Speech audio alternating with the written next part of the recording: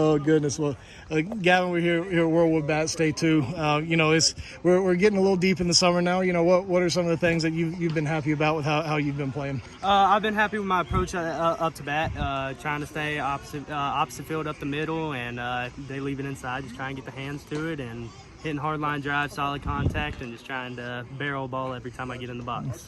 And you're a really good catcher. You've had to take a little bit of time away from that, but describe your skill set as a catcher. What have coaches told you that they've liked about you in the past back there, and what's it going to be like to get back there behind the plate today? Yes, sir. So a lot of coaches, the throwing, my arm, they like my arm, they like to see it. Blocking, I'll give myself, I'm a pretty good blocker and receiver, but the main thing is the catch and throw and being able to get it down there in a quick enough time, and been pretty good with it. So just trying to get back into it and stay healthy. Yeah, and you got a little bit of time before you come to South Carolina, right? Yes, sir. So you've got a bit, but what's kind of the focus for you in terms of getting better? What's the point? What are the Chiefs' point of emphasis that you want to do to make yourself a better player?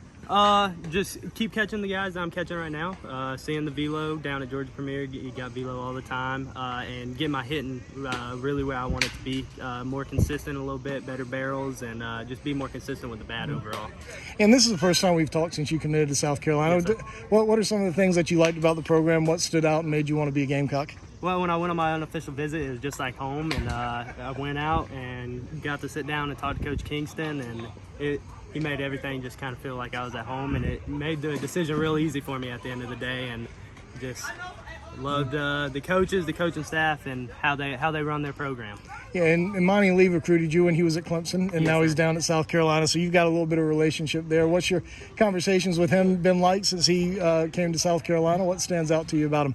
Oh, it's awesome. He's an awesome dude. I just love the way he can break down the game and make it real simple in his terms, and he's a big hitting guy, and that's what I feel like I need to get my game better on. So it helps me as far as having that relationship with him, as far as getting my hitting and knowing I'm going in and getting with one of the best hitting coaches in the country. Yeah, and you were, South Carolina had a really good year this past year. Yes, you know what did you see from the Gamecocks this season that was exciting, especially coming off of a 22 season that wasn't quite as good? Their bats were they're really good this year. I mean, you got Ethan Petrie, he put it out at any point in time. Gavin Braland, Cole Messina, real good behind the plate and with the bat. I mean, just overall, just looked like the dynamic was better, and that they meshed really well together, and just had a really good season and had fun playing, it looked like. And you've played with a couple of South Carolina guys at Georgia Premier. You got one here in Elijah on your team this summer. Sir.